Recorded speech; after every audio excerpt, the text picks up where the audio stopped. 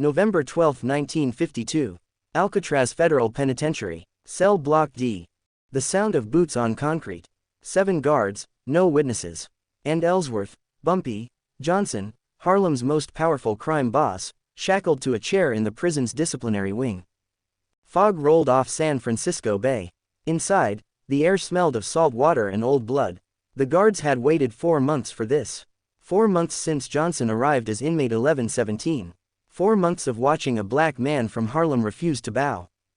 The lead guard, a man named Corrigan, cracked his knuckles. And Bumpy smiled. It was the last thing he'd do consciously for 3 days. What happened in that room would become a ghost story whispered through every prison yard in America for the next decade. Not because of the beating itself, Alcatraz was no stranger to violence. Not because 7 guards descended on one man, that was practically protocol for prisoners who didn't know their place. The story became legend because of what happened after. Between November 1952 and June 1963, the span of Bumpy Johnson's 11-year sentence, all 7 guards would vanish. Not die, not resign, not transfer. Disappear. One would be found in a fishing boat off the Oregon coast with no identification and no memory of his name.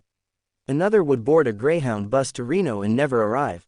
A third would walk into San Francisco fog one evening after his shift and cease to exist in any meaningful way.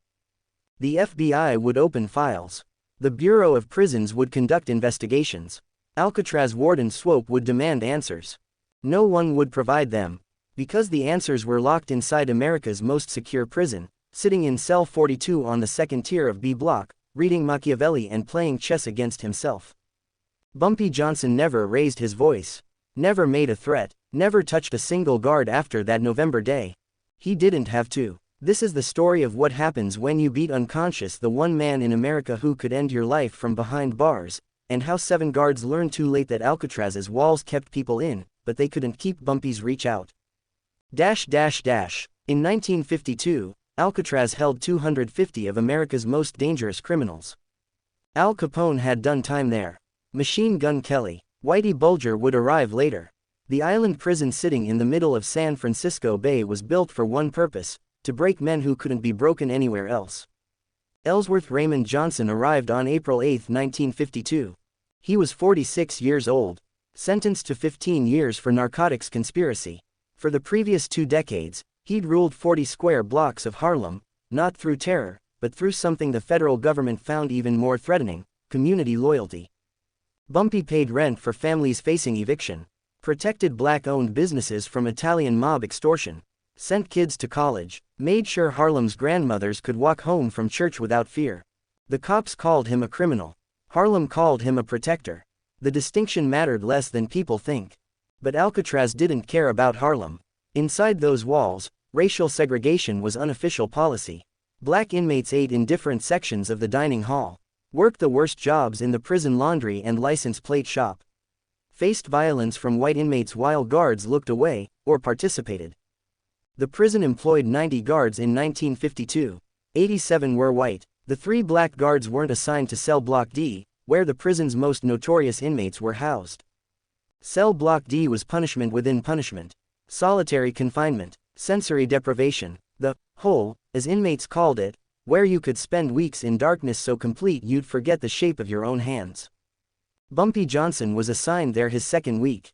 Not for breaking rules, for refusing to acknowledge he was supposed to have been broken. 7 guards rotated on D block during the graveyard shift, midnight to 8 a.m. Thomas Corrigan, the shift supervisor. Mickey Doyle. Frank Hutchins, a man they called Alabama, whose real name was James Pritchett. Dennis Wolfe, Carl Brenner, and the youngest, Bobby McIntyre, who'd been on the job 6 months. By November, they'd written Johnson up 14 times. Insubordination, failure to comply, disrespect toward authority, every infraction designed to extend his sentence, limit his privileges, remind him that inside these walls, Harlem's power meant nothing. Bumpy absorbed each write-up without reaction. He read, he exercised, he played chess, and he watched. He learned Corrigan drank, that Doyle gambled on baseball, that Hutchins had a wife in Daly City who didn't know about the girlfriend in North Beach, that Alabama had debts, that Wolfe's son was sick, that Brenner was being investigated for smuggling, and Bobby McIntyre, young, scared Bobby, just wanted to survive his first year and transferred to a prison where inmates didn't have names like Capone and Johnson. Bumpy watched, and he waited. Because if 30 years in Harlem had taught him anything, it was this: every man has a pressure point. Every system has a crack. And patience was the most dangerous weapon in the world when wielded by someone who'd already decided your fate. The guards thought they were watching him. They were wrong. November 12th began like every other day in cell block D. Breakfast at 6, head count at 7, then the long, empty hours where time moved like concrete setting. Bumpy was in his cell reading Niccolò Machiavelli's The Prince, a book the prison library had somehow approved, when Corrigan appeared at his bars at 2:15 p.m. Johnson, disciplinary review. There was no disciplinary review scheduled. Bumpy marked his page, set the book down, stood. 2 more guards materialized behind Corrigan. The hallway was empty. Shift change meant fewer witnesses. Cell block D was designed so screams didn't carry to the main blocks. They shackled him, led him to the interrogation room at the end of the tier. The room was 10 feet by 10 feet. Concrete floor, a single chair bolted to the ground. No windows, 1 door, and waiting inside, all 7 guards from the graveyard shift rotation. Corrigan closed the door. For a moment, no one spoke. Then Corrigan said, "You think you're special? Coming in here from Harlem like you're somebody." Bumpy met his eyes, said nothing. "We had Al Capone in here," Mickey Doyle said from the corner. "Ran Chicago. You know what he was on this island?" "Nothing. Just another inmate who learned to say, 'Yes sir.'" "You gonna learn today," Alabama added. Still, Bumpy didn't speak. That's when Corrigan nodded. What happened next took 4 minutes. They beat him with fists, boots, a nightstick. Methodically. Not in rage, in instruction. This was a lesson 11 years in the making for every black man who'd ever walked into Alcatraz thinking his reputation mattered. Bumpy never cried out, even when his ribs cracked. Even when his left eye swelled shut. Even when blood filled his mouth and made breathing a prayer. He stayed silent, because screaming would give them satisfaction. And Bumpy Johnson had never given racist white men what they wanted, not in South Carolina where he was born, not in Harlem where he rose, and not here, on this rock in the middle of the bay. When he finally collapsed, unconscious, Corrigan wiped blood off his knuckles. "Clean him up," he told Bobby McIntyre. "Put him in the infirmary. Make sure it looks like he fell." They dragged Bumpy's body out. Down the hallway, past empty cells where inmates knew better than to look. Into the prison medical ward where a nurse asked no questions because asking questions in Alcatraz got you transferred or worse. Bumpy woke up 72 hours later. His face was wrapped in gauze. 3 ribs were broken. His left arm hung in a sling. The prison doctor, a white man named Hendricks who'd seen this before and would see it again, told him he'd been in a fight with another inmate. "That right?" Bumpy whispered through split lips. "That's what the report says." Bumpy closed his eyes. Not from pain. From calculation. He spent 6 weeks in the infirmary. During that time, 7 guards continued their rotations. Continued their lives. Corrigan drank. Doyle bet on the World Series. Hutchins visited both his wife and his girlfriend. Alabama paid down his debts. Wolf sat with his sick son.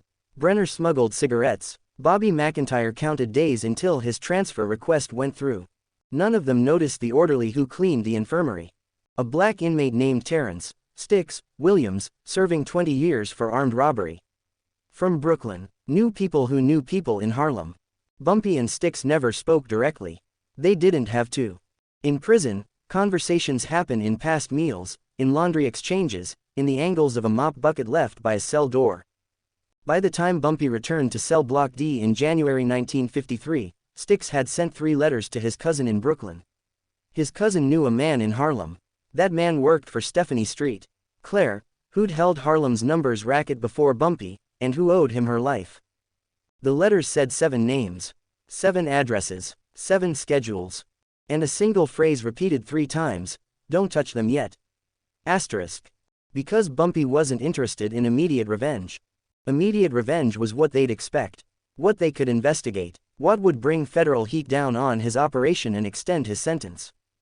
Bumpy wanted something else. He wanted them to forget they should be afraid. When he walked back into cell block D on January 14, 1953, he passed Corrigan in the hallway. The shift supervisor looked at him, waiting for a reaction. For rage, for submission, for anything that confirmed the beating had achieved its purpose. Bumpy nodded, polite, respectful. "Sir," he said quietly. And kept walking. Corrigan smiled. That night, he told the other guards, Johnson learned his lesson. Took 2 months, but they all learn eventually. They laughed about it over coffee. Made jokes. Alabama said he'd never seen a man's face swell up that purple. Doyle said Capone had cried less. Bobby McIntyre, the youngest, didn't laugh. He'd seen something in Bumpy's eyes when he'd nodded to Corrigan. Not submission, satisfaction, like a man who'd just confirmed information he'd been waiting to verify.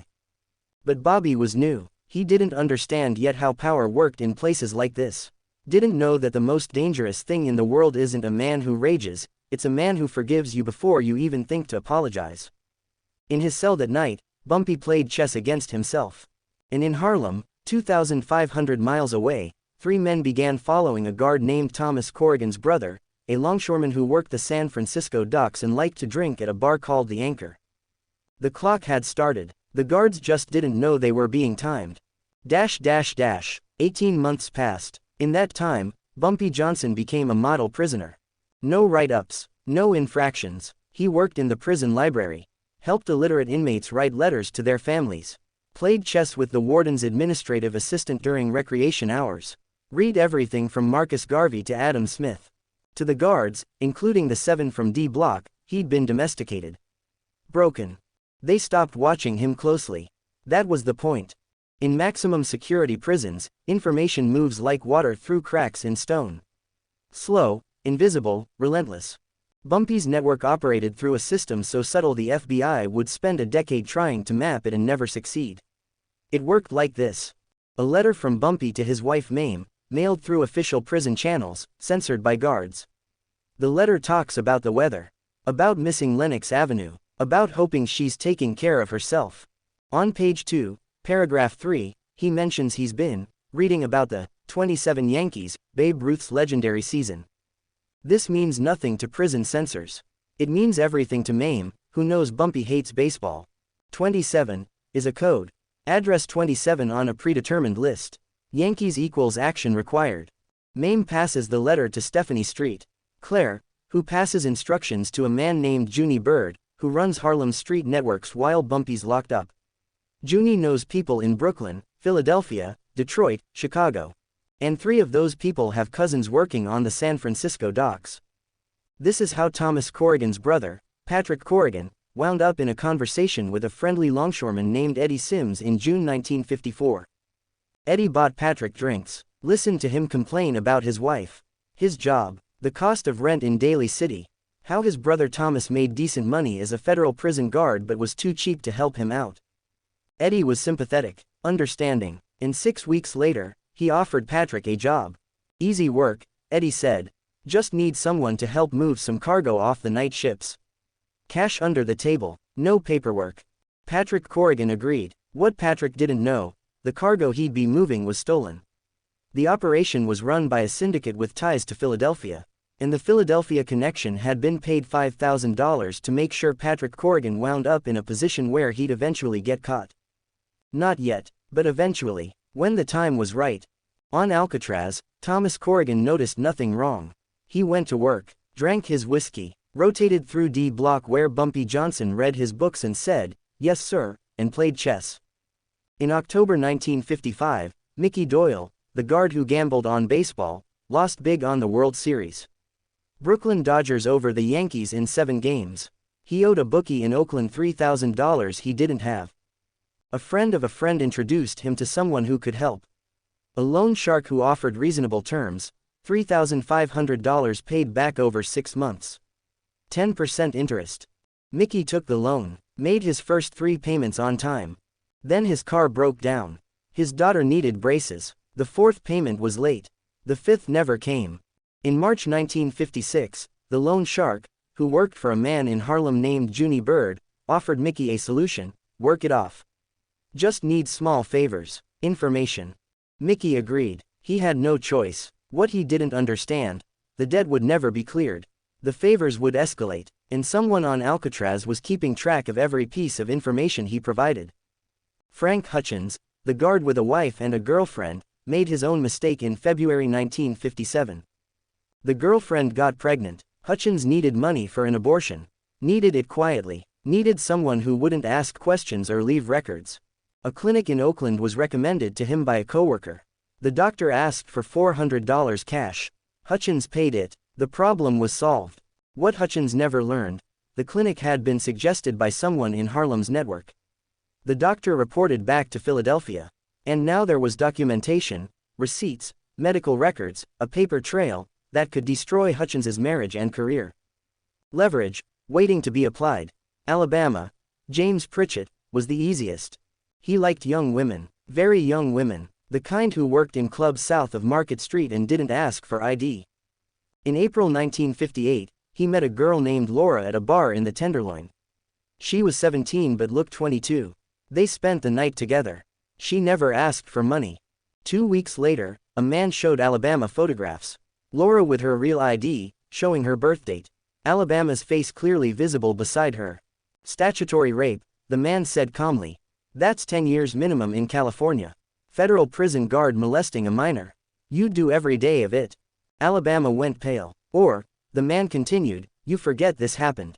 And when someone asks you for a favor someday, you remember how much you don't want these pictures on a prosecutor's desk. Alabama agreed. The photographs disappeared. The leverage remained. Dennis Wolf's son got sicker. Leukemia, the doctors said. Experimental treatment was available in Los Angeles but cost $6,000 the family didn't have. An anonymous donor paid the full amount in August 1959. Wolf never learned who. He was simply told, someone's looking out for you. Maybe someday you can return the kindness. Carl Brenner kept smuggling cigarettes. Got bolder. Started moving marijuana. In November 1960, a prisoner reported him to Warden Blackwell. The investigation should have ended his career. Instead, the prisoner recanted. Said he'd made it up out of spite. Brenner kept his job. A week later, someone explained to him quietly that the prisoner had been persuaded to lie. That powerful people had protected him. That he now owed a debt he could never fully repay, but he could make installments. And Bobby McIntyre, young, scared Bobby, got his transfer to Leavenworth in Kansas, where he worked for 3 years and tried to forget Alcatraz. But in May 1963, a sergeant transferred to Leavenworth from the federal prison in Atlanta. The sergeant knew people, had connections to operations in Harlem. And Bobby started receiving letters. Friendly letters. From someone who remembered his kindness to an inmate long ago. Someone who wanted to make sure Bobby knew he was still being watched.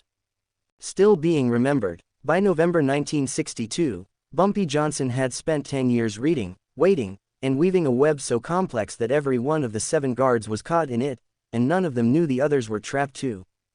Then, on February 15, 1963, Bumpy was granted parole. Release date: June 18. 4 months. That's when the first guard disappeared. Thomas Corrigan vanished on March 3, 1963. He finished his shift at 8 a.m. Drove his usual route home to Daly City. His car was found parked outside his house, keys in the ignition, driver's door open. Thomas Corrigan was not inside. He wasn't anywhere. His wife called the San Francisco Police Department at 11 a.m. when he didn't answer the phone. She'd spoken to him at 7:45 that morning. He'd said he was stopping for coffee. The coffee shop confirmed he'd been there. Bought a black coffee and a newspaper. Left at 7:52 a.m. Somewhere in the 18 minutes between the coffee shop and his driveway, Thomas Corrigan ceased to exist as a locatable person. The SFPD investigated. Found nothing. No body. No ransom demand. No evidence of struggle. What they did find: Thomas's brother Patrick had been arrested 2 weeks earlier for trafficking stolen goods on the San Francisco docks. Patrick claimed he'd been set up. That a longshoreman named Eddie Sims had recruited him. Eddie Sims didn't exist. The name was an alias. The dock foreman had never heard of him. The police questioned Patrick about Thomas's disappearance. Patrick had no answers. He was facing 5 to 10 years in San Quentin and was more concerned with his own fate than his brother's. 1 week later, on March 10, Mickey Doyle didn't show up for his shift. His supervisor called his house. No answer. Sent a patrol to do a wellness check. Mickey's apartment was empty. Cleaned out. No clothes, no personal items, no forwarding address. His landlord said he'd paid through the end of the month but hadn't mentioned moving. His bank account showed a withdrawal of $200 2 days before, small enough not to trigger scrutiny, large enough to get someone to Nevada or Arizona. A Greyhound ticket agent in Oakland remembered selling Mickey a ticket to Reno on March 9. He'd boarded the 11 p.m. bus. The bus arrived in Reno at 6:30 a.m. on March 10. Mickey Doyle was not on it. Somewhere between Oakland and Reno, on a highway cutting through the Sierra Nevada mountains, he'd disappeared. Greyhound couldn't explain it. The driver didn't remember him getting off. Surveillance footage from the bus depot showed him boarding. After that, nothing. By mid-March, Alcatraz administrators were panicking. 2 guards from the same rotation, gone within a week. Warden Blackwell ordered enhanced security. Interrogated inmates. Searched cells. Found nothing. Because on Alcatraz, in cell 42 of B Block, Bumpy Johnson was reading Plato's Republic and discussing philosophy with a young inmate from Oakland who'd asked for book recommendations. When questioned about Corrigan and Doyle, Bumpy expressed appropriate concern. Said he hoped they were found safe. That it was a terrible thing for families not to have closure. The warden studied his face for deception. Found only calm sincerity. Frank Hutchins disappeared on April 2. He left work at 4 p.m., told his wife he was going to the hardware store. Never came home.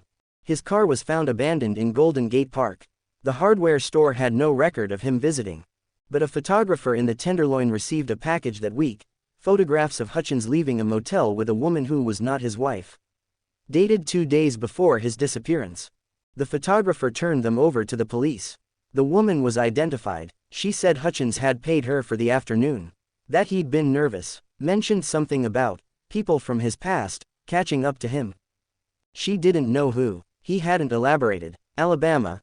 James Pritchett ran. On April 18, he walked off his shift and never returned.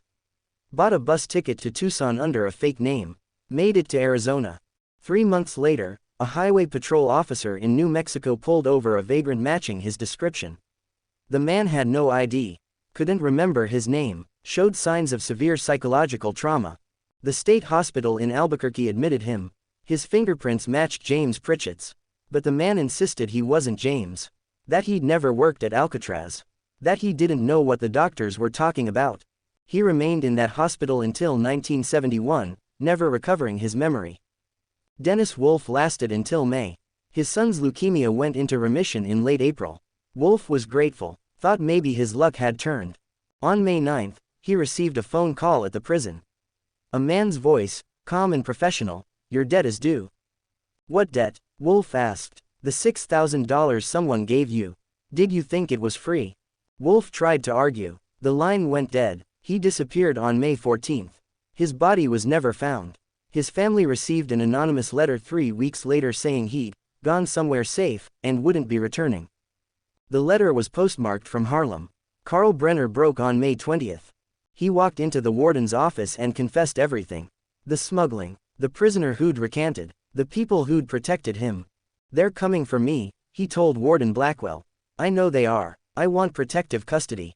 "Who's coming?" the warden demanded. "I don't know their names," Brenner whispered. "But they work for Johnson." He was placed in solitary confinement. Transferred to a federal facility in Illinois. Given a new identity. He lasted 6 years. In 1969, he was found dead in a motel outside Chicago. Heart attack, the coroner ruled. No one investigated further. Bobby McIntyre, the youngest, the one who'd been afraid, was the last. He disappeared on June 15, 1963. 3 days before Bumpy Johnson's release.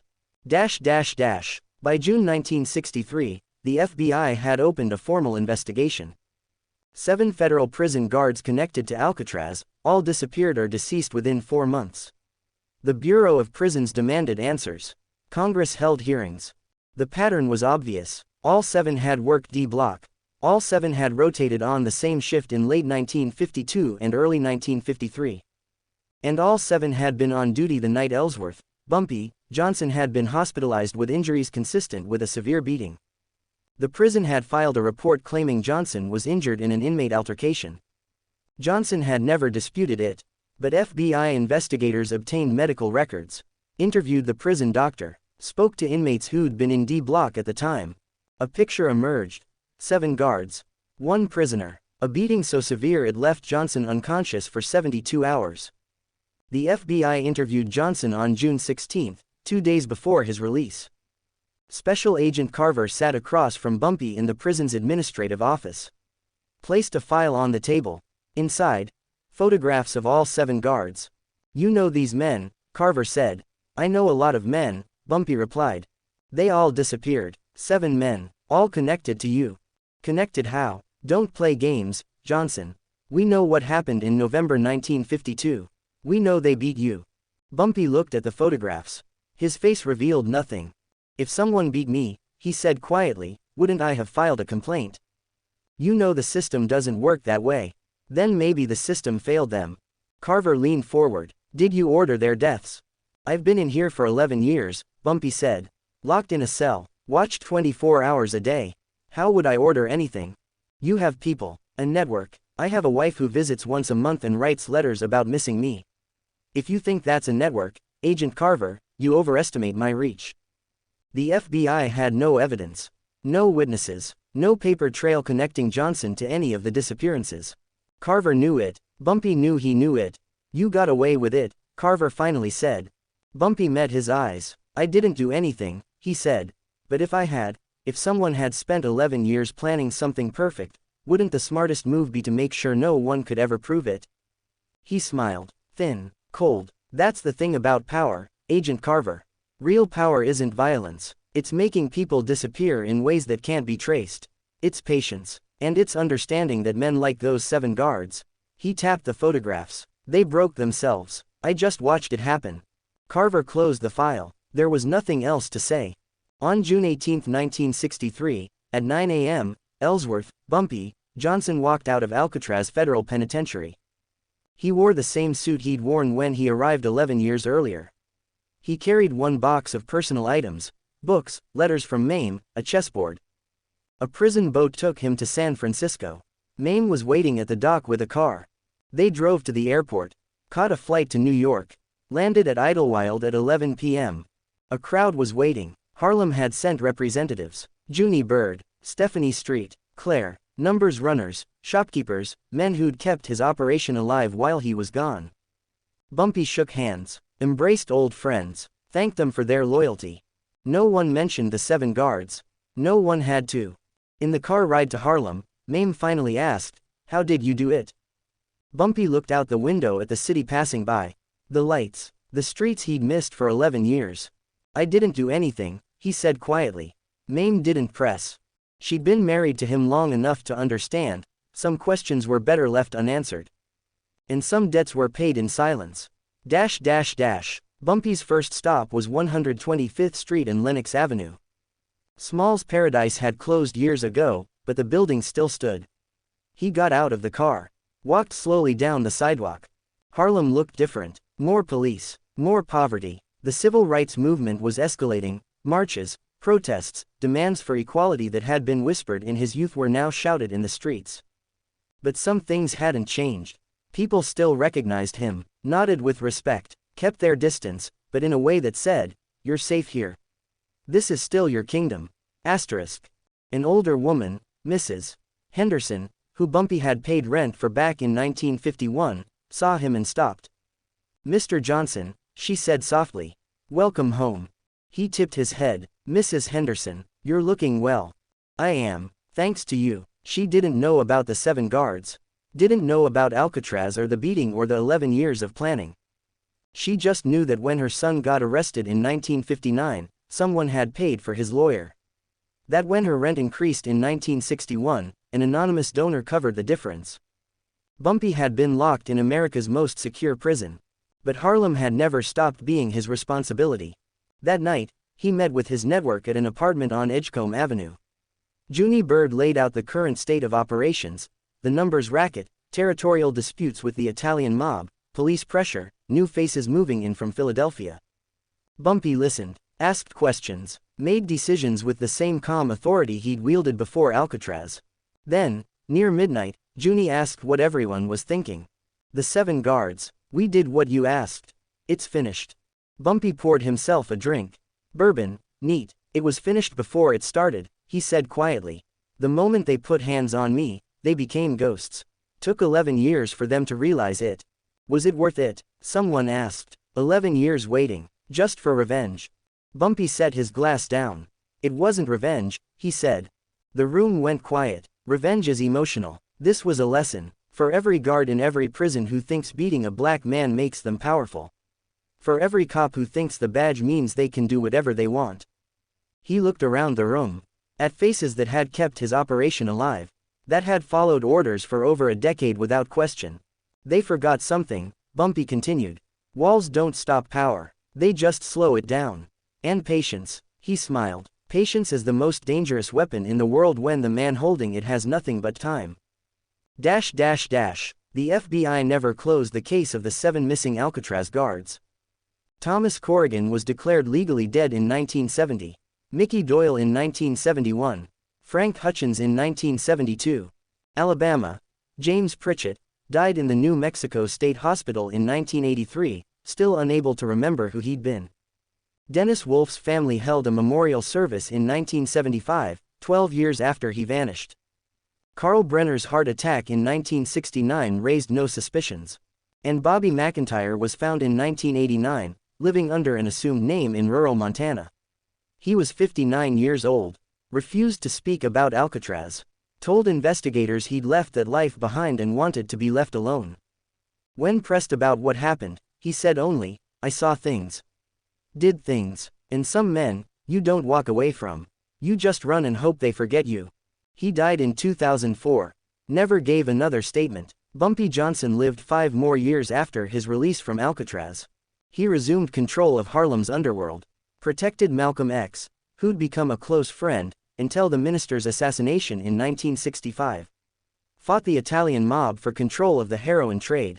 Maintained his reputation as Harlem's godfather, brutal when necessary, protective always. He died of a heart attack on July 7, 1968, at age 62. Collapsed in Wells Restaurant on Lenox Avenue while eating breakfast. Over 1,000 people attended his funeral. Ministers spoke. Politicians sent condolences. Harlem mourned. The New York Times obituary called him a racketeer and crime boss. Harlem called him something else, protector. Because in a world where the law refused to defend black communities, Bumpy had enforced his own justice. When the system failed, he'd become the system. And when 7 guards at America's most secure prison decided to teach him a lesson in powerlessness, he'd taught them something far more permanent. Respect isn't given by institutions. It's earned through consistency, through principles, through the understanding that some men, even locked behind concrete and steel, surrounded by guards and walls and fog, cannot be broken. They can only be underestimated. And that underestimation costs more than people realize until it's far too late. The story of the 7 guards became legend in prison yards across America. Whispered in cell blocks from Sing Sing to San Quentin. A ghost story with teeth. The lesson was simple. You can cage a man's body. You can beat him unconscious. You can surround him with armed guards and surveillance in the full power of the federal prison system. But if that man has built something larger than himself, a network, a community, a code, you haven't imprisoned him. You've just given him time to think. And thinking, for men like Bumpy Johnson, was the most dangerous thing in the world. Alcatraz closed in 1963, the same year Bumpy walked free. The prison is now a tourist attraction. People visit the cells, take photographs, listen to audio tours about Al Capone and the Birdman.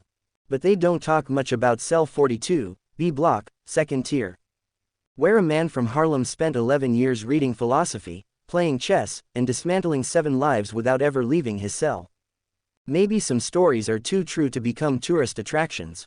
Maybe some kinds of power are better left unexamined.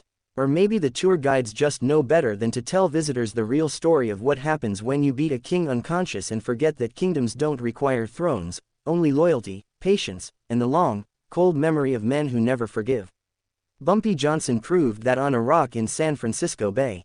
And 7 guards learned it the hardest way possible, by ceasing to exist in every way that mattered.